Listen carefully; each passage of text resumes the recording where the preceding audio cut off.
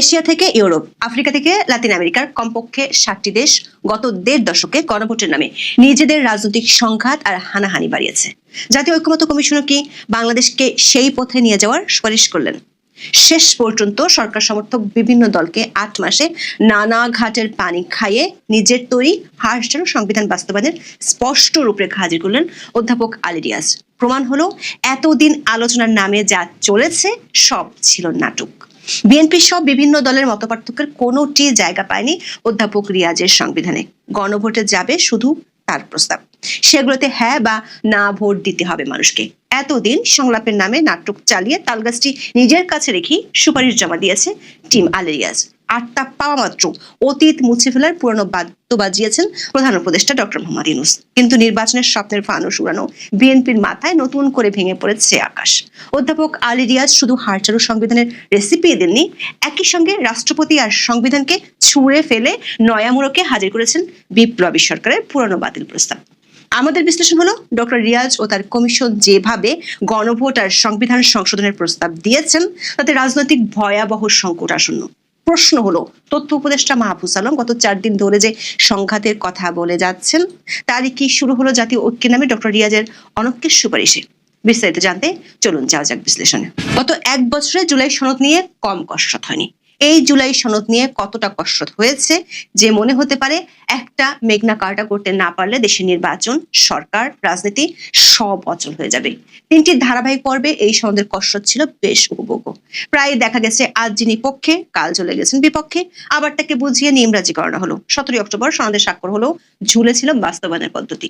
বাস্তবায়নের উপায় সম্পর্কিত সুপারিশ 28 অক্টোবর প্রধান উপদেষ্টা ডক্টর মোহাম্মদ ইউনূসের কাছে হস্তান্তর করে ঐক্যমত্য কমিশন। যমুনায় দুপুরে সেই সুপারিশ পেয়ে অধ্যাপক ইউনূসের উচ্ছ্বাস ছিল চোখে পড়ার মতো।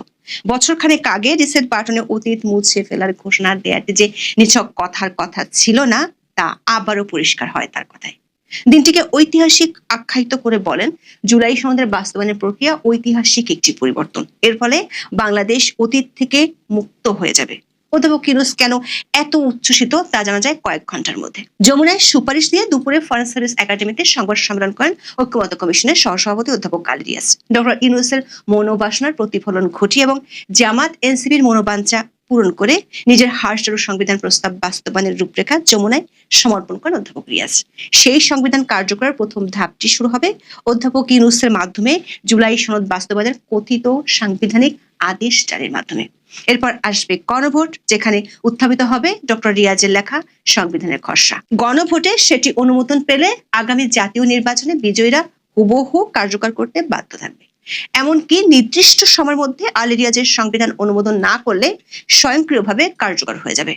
আলী রিয়াজের সুপারিশে বলা হয়, ত্রয়োদশ জাতীয় সংসদ একই সঙ্গে সংবিধান সংস্কার পরিষদ এবং জাতীয় সংসদ হিসেবে কার্যকর হবে। তবে সংবিধান সংস্কার পরিষদ কার্যকর থাকবে 270 দিন। এই সময়ের মধ্যে সংবিধান সংস্কার পরিষদের সদস্যরা জুলাই জাতীয় সনদের বিষয়গুলো সংবিধানে সংযুক্ত করার জন্য প্রয়োজনীয় ব্যবস্থা নেবে। সংবিধান সংস্কার পরিষদের কাজের এখতিয়ারও নির্ধারণ করে দিয়েছে আলী রিয়াজের কমিশন। এতে দেখা যায় পরিষদের হাতে তেমন কোনো ক্ষমতাই থাকবে না, বরং তাদের কাজ হবে কেরানির মতো। আলী রিয়াজ বলেছেন, ঐক্যমত্য কমিশনের প্রস্তাবের মূল স্পেচ বা বিষয়ের বাইরে কোনো কাজ করার এখতিয়ার তাদের থাকবে না। আবার এই কাজটি করতে হবে নতুন সংসদ গঠনের 270 দিনের মধ্যে। এই সময়সীমা পার হয়ে গেলে স্বয়ংক্রিয়ভাবে নতুন সংবিধান কার্যকর হয়ে যাবে। এর অর্থ হলো আলী রিয়াজের কমিশন দেশের জনগণের ভোটের রায়, জনপ্রতিনিধিদের মতামত কিংবা জাতীয় সংসদ সব কিছুকে তুচ্ছ জ্ঞান করার এক অদ্ভুত পরামর্শ দিয়ে রেখেছে। বিএনপি নেতা সালাউদ্দিন আহমেদ বিষয়টি দেখছেন হাস্যকর ব্যাপার হিসেবে। জনাব আহমেদ সংবিধান সংশোধনের যথাযথ প্রক্রিয়া মনে করিয়ে দিয়ে বলেছেন, সংবিধান সংশোধন হোক বা অন্য আইন, পরীক্ষায় অটো পাসের মতো কোনো বিষয় তো সংবিধানে থাকতে পারে না। দর্শক, ঐক্যমত্য কমিশনের যে ধারাবাহিক কেচ্ছা তার একটি বিরাট অংশ জুড়ে ছিল নোট অফ ডিসেন্ট। মানে রিয়াজ কমিশন যেসব প্রস্তাব করেছিল তার অনেকগুলোতে আপত্তি দেয় বিভিন্ন রাজনৈতিক দল। সনদে যে 84টি প্রস্তাব আছে তার মাত্র 27টিতে ঐক্যমত্য কমিশনে অংশ নেওয়া সবকটি দল একমত হয়েছে। বাকি প্রস্তাবগুলোতে কোনো না কোনো রাজনৈতিক দল আপত্তি জানিয়েছে। সেগুলো সংকলিত করেই তৈরি করা হয় জুলাই সনদ। তাতে বিএনপি সহ প্রায় সব দল সই করেছে। বিএনপি সহ বেশিরভাগ দলের দাবি ছিল এই নোট অফ ডিসেন্ট গুলো সনদে থাকতে হবে। তবে শেষ মুহূর্তের দৃশ্যে দেখা যাচ্ছে সেসব দ্বিমত যমুনার জলে ভাসিয়ে দিয়েছে ডক্টর রিয়াজ। চূড়ান্ত সুপারিশে নোট অফ ডিসেন্টের কোনো অস্তিত্বই নেই, অর্থাৎ আলী রিয়াজের মূল প্রস্তাবগুলোই অনুমোদনের জন্য যাবে গণভোটে। সেখানে অনুমোদন হলে জাতীয় নির্বাচনে বিজয়ী হলেও বিএনপিকে সে অনুযায়ী সংবিধান প্রণয়ন করতে হবে। দর্শকের অর্থ হলো 8 মাস ধরে আলোচনার নামে চলা নাটক পুরোটা বেচতে দিয়ে নিজের প্রস্তাবকে গণভোটে পাঠাচ্ছেন রিয়াজ কমিশন। রাজনৈতিক দলগুলোর মতামতের কোনো মূল্যই আর থাকছে না, যেটাকে সহজ বাংলায় বলা যায় বিচার মানি তাল গাছ কিন্তু আমার। প্রশ্ন হলো, তাহলে এতদিন কেন সরকার অনুমোদিত 32টি রাজনৈতিক দলকে নিয়ে সংলাপের তামাশা করা হলো? কেন রাষ্ট্রের অর্থের অপচয় করা হলো? অবশ্য শুধু বিএনপির প্রস্তাব কিংবা বিএনপিকেই নয়, অধ্যাপক রিয়াজের কমিশন পুরো সংবিধানকেই ছুঁড়ে ফেলতে চান। তার জন্য তিনি পরামর্শ দিয়েছেন ঘোড়া ডিঙিয়ে ঘাস খাওয়ার, মানে রাষ্ট্রপতিকে ছুঁড়ে ফেলে ডক্টর ইউনূসকে অসীম ক্ষমতাধর করার বন্দোবস্ত পাকা করা হয়েছে। এনসিপি সুরের সুর মিলিয়ে আলী রিয়াজ জানান জুলাই সনদ বাস্তবায়নের আদেশ জারি করবেন অধ্যাপক ইউনূস। সেজন্য বিদ্যমান সংবিধানের অধীনে ডক্টর ইউনূস শপথ নিলেও এখন সেসব ভুলে যাওয়ার পরামর্শ দিচ্ছেন যুক্তরাষ্ট্র থেকে উড়ে আসা এই অধ্যাপক। জুলাই সনদের আদেশটিকে সাংবিধানিক দাবি করে তিনি বলেন, এই আদেশটি সরকারের পক্ষ থেকে দেওয়া হবে এবং এটার একটি সুস্পষ্ট সুনির্দিষ্ট বিষয় আছে। তার দাবি, দেশ এখন যে অবস্থায় আছে সেটা এক ধরনের স্টেট অফ এক্সেপশন। সবকিছুই পুরানো বাক্সে ঢোকানো যাবে না, কিছু কিছু জিনিস সম্ভবত বাক্সের বাইরেও থাকবে। প্রশ্ন হলো, কোনটিকে বাক্সে রাখতে হবে আর কোনটিকে রাখা যাবে না তা কিভাবে ঠিক করছেন অধ্যাপক আলী রিয়াজ? নাকি তিনি যেটি বলবেন সেটি এখনকার বাংলাদেশের আইন ও সংবিধান হিসেবে নাগরিকদের মেনে নিতে হবে? অন্তর্বর্তী সরকারের সাংবিধানিক ভিত্তি যদি জুলাই অভ্যুত্থান হয়ে থাকে, তাহলে এতদিন রাষ্ট্রপতির জারি করা অধ্যাদেশগুলোর কি হবে?